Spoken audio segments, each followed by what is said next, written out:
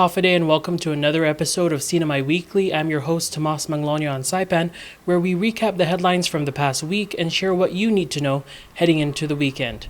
In our first story, the Commonwealth Casino Commission grants an extension for settlement negotiations between Imperial Pacific International and the CCC Executive Director, Andrew Yum.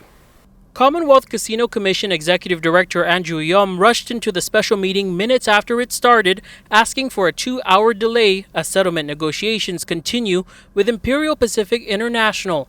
The CCC is expected to decide the fate of IPI's casino license. When they returned in the afternoon after another 2-hour delay, Yum said they've exhausted all options. For all intents and purposes, I just don't think that this settlement can go through. So I'm here to let you know that we don't have a deal. No settlement is to take place. So you do what you got to do in terms of your decision. KUAM learned that the negotiation started 3 days ago. If the revocation vote were to happen, it would be based on 2 out of 5 enforcement actions. The first is to maintain minimum payroll services, and the other is for non-payment of 2020 regulatory fees. Residents voiced support and opposition during public comments. Their time here should be over. They should leave this island. They don't need to rebrand. They don't need to buy another frozen food company. They don't need to come back with another tactic. The eyes are on this place now. You should not just throw this project away because something wrong has happened. All the wrongs that has happened, the CNMI allowed it to happen. CNMI is at fault for this failure. CNMI can correct it. What message are we sending to the world? We have an investors who wants to invest in our CNMI such as IPI. Unfortunately, some House leaders will do whatever necessary to ensure that the investors' IPI fails. I recommend that the governor take action and remove this commission should you members fail once again to act in your fiduciary responsibility to uphold the Constitution of the Commonwealth and revoke IPI's license today. As of press time, the CCC did not take any official action. And our next story, there was a major shakeup before the primary that was supposed to happen on Saturday. The CNMI Republican Party has officially endorsed Kimberlyn King-Hines for NMI delegate as John Gonzalez withdrew his participation in the primary to run as an independent. Here's more. The NMI Republican Party officially endorsed Kimberlyn King-Hines for U.S. delegate and canceled the primary that was set for Saturday. It comes after a major shakeup as candidate John Gonzalez withdrew his letter of intent seeking the party's endorsement after taking issue with the primary allowing only party members to vote. NMI Republican Party President Diego Benavente said their leadership met Thursday morning. Although it's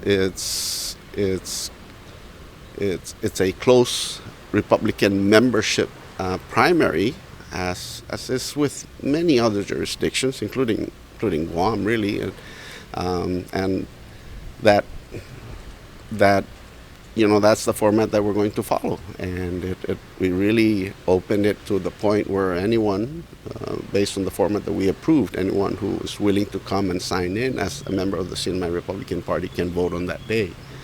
But I understand they're still not satisfied with that, and so, it's time to move on. Gonzalez was not available for an in-person interview and directed KUAM to his campaign committee's letter. They write that the power and right for an individual to vote for their candidate should undeniably be allowed without any restriction. The letter also states that they have indisputable evidence calling into question the neutrality of party officials. Gonzalez confirmed he'll be running as an independent. In March, he told KUAM he'd support the GOP candidate if he lost the primary. The opportunity to run for independent, I think, would be for me disingenuous when I've already offered that on diplomatic terms. Our people deserve better. But with a major dispute, Gonzalez has now broken away to pursue the seat on his own. Meanwhile, KUAM spoke with the now official Republican delegate candidate, Kimberlyn King-Hines, Thursday afternoon. She said she welcomed a primary battle and knew the rules that were in place for years. It's an honor to run, to be able to be in a situation to present my ideas to the community, to ask for their support, and to share, just my vision of moving the Commonwealth forward. And that vision basically is just focused on the economy. Thank you so much for joining us. We'll have more right after this.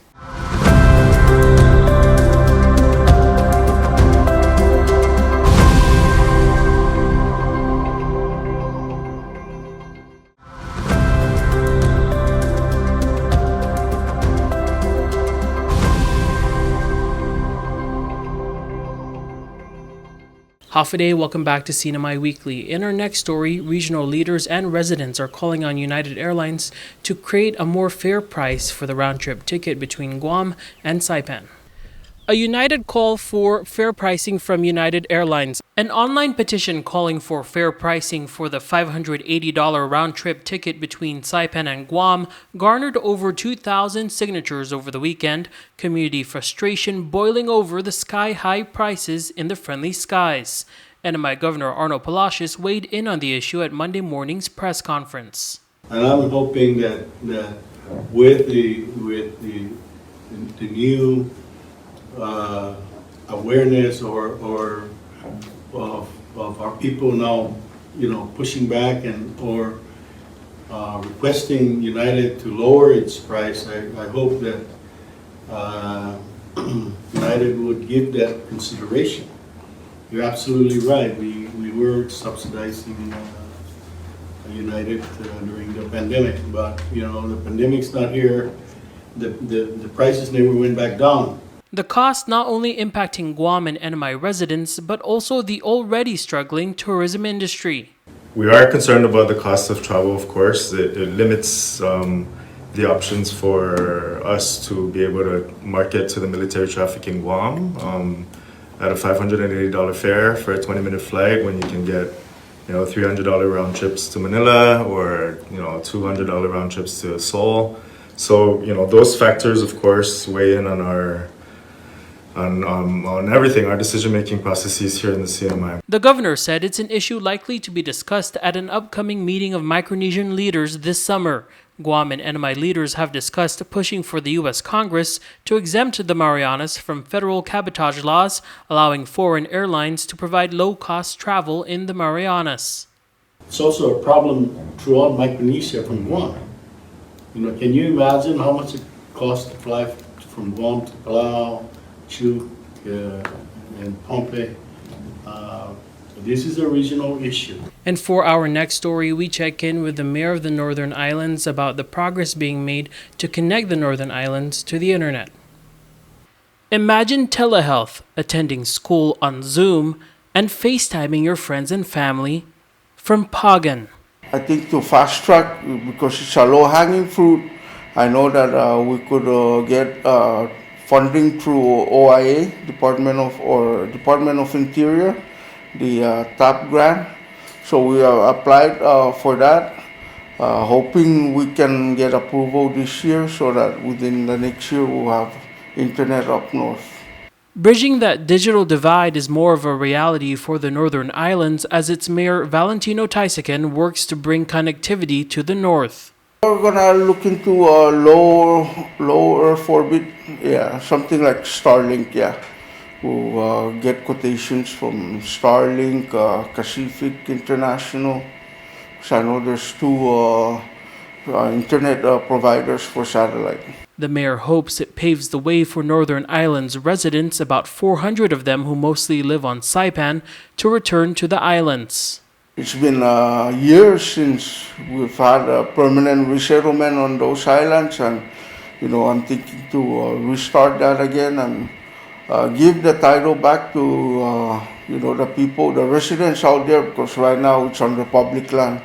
So I've been having a conversation with public lands also regarding the Homestead Waiver Act. So what that is for those that had previous claims, prior to 2006, we will be issuing out soon, right? So right now I know I have about 18 claims under public land. The mayor said they want to build a long-term sustainable future for residents who call the Northern Islands home. And lastly, April is Sexual Assault Awareness Month. We check in with the Northern Marianas Coalition Against Domestic and Sexual Violence as they proclaim this month for the cause.